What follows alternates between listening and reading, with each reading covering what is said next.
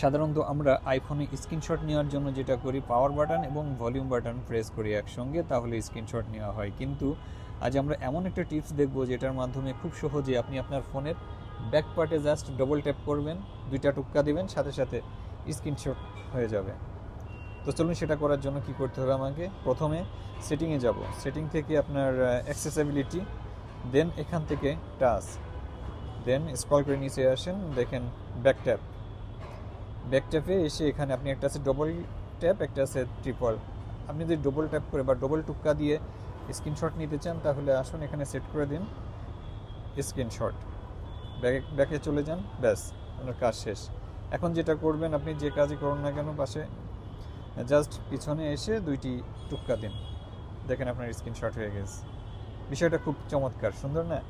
ভালো লাগলে অবশ্যই কমেন্টস করবেন আর চ্যানেলে সাবস্ক্রাইব করুন।